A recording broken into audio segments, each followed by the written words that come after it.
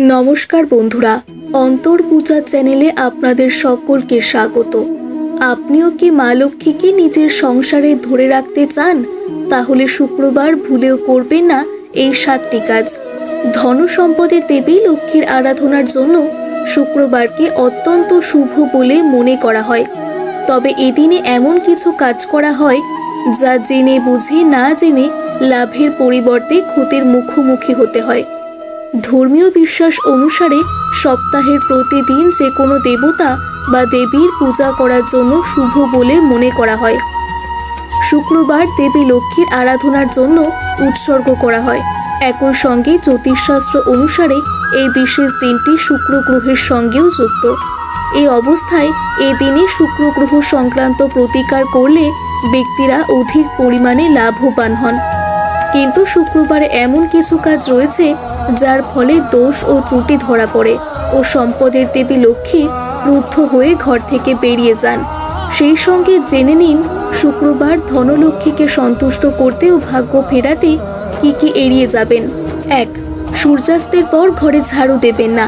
এমনিতেই সপ্তাহের যে কোনো দিনেই সন্ধ্যার পর ঝাড় দেওয়া বা ঘর মোছা উচিত নয়, কিন্তু বিশেষত শুক্রবার ভুলেও এই কাজ করবেন না, এর ফলে লক্ষ্মী রুষ্ট হতে পারেন।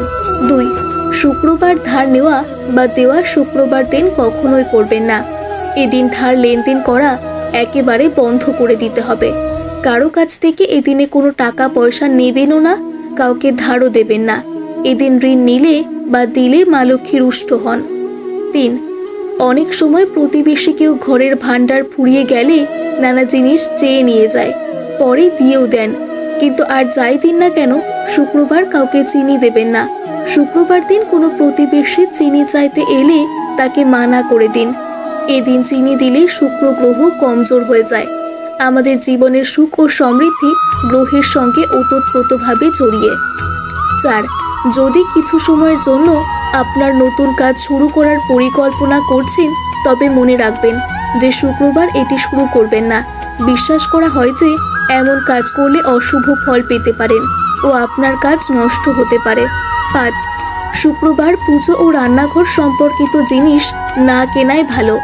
জ্যোতিষশাস্ত্র অনুসারে এটি করা ব্যক্তির জীবনে উন্নতিতে বাধাগ্রস্ত করে। এছাড়াও রান্নাঘরে বাসনপাত্র পরিষ্কার না করে ব্যবহার করবেন না, কারণ এতে দেবী লক্ষ্মী অসন্তুষ্ট হন। যে ঘরে ময়লা থাকে সেখানে নেতিবাচক শক্তি দ্রুত আকৃষ্ট হয়। দেবী লক্ষ্মী এই ধরনের জায়গায় থাকেন না ও আপনি আর্থিক সমস্যার সম্মুখীন হতে শুরু করেন। তাই সবসময় আপনার বাড়ি ও কর্মক্ষেত্র পরিষ্কার রাখুন। 6. ঝাঁটা দাঁড় করিয়ে রাখবেন না। ঝাঁটা কখনো দাঁড় করিয়ে রাখতে নেই, এর ফলে লক্ষ্মী ক্রুদ্ধ হন, বাড়িতে দারিদ্রতা প্রবেশ করতে পারে। শুক্রবার ভুলেও ঝাঁটা দাঁড় করিয়ে রাখবেন না। 7. ধর্মীয় বিশ্বাস অনুযায়ী মেয়েদের মধ্যে দেবীর অধিবাস। আপনি যদি আর্থিকভাবে দুর্বল হন ও জীবনের সুখ ও সমৃদ্ধি চান, তাহলে শুক্রবারে কোনো কন্যা বা নারীকে অপমান করবেন না। এতে করে দেবী লক্ষ্মী ক্রুদ্ধ হন ও আর্থিক সমস্যা আপনাকে ঘিরে ধরে। এছাড়াও শুক্রবার পরিবারের সদস্য বা অন্য কারো সাথে ঝগড়া বা বিবাদে জড়ানো উচিত নয়। ধন সম্পদের অধিষ্ঠাত্রী দেবী হচ্ছেন মা লক্ষ্মী। মা লক্ষ্মীর পুজো করলে ধন প্রাপ্তি হয়, সঙ্গে বৈভবও পাওয়া যায়। যদি লক্ষ্মী রুষ্ট হয়ে যান তাহলে দারিদ্রতার মুখে পড়তে হয়। যদি লক্ষ্মী কোনোভাবে প্রসন্ন হন তাহলে ধন দৌলত সুখ স্বাচ্ছন্দ্য নিয়ে আর ভাবতে হয় না।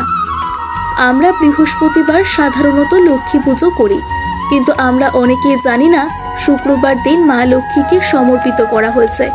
আপনি যদি চান মা লক্ষ্মীর কৃপা সর্বদা নিজের পরিবারের ওপর বজায় থাকুক, তাহলে শুক্রবার দিন আপনাকে 7টি কাজ করা যাবে না, এতে মা লক্ষ্মী রুষ্ট হন।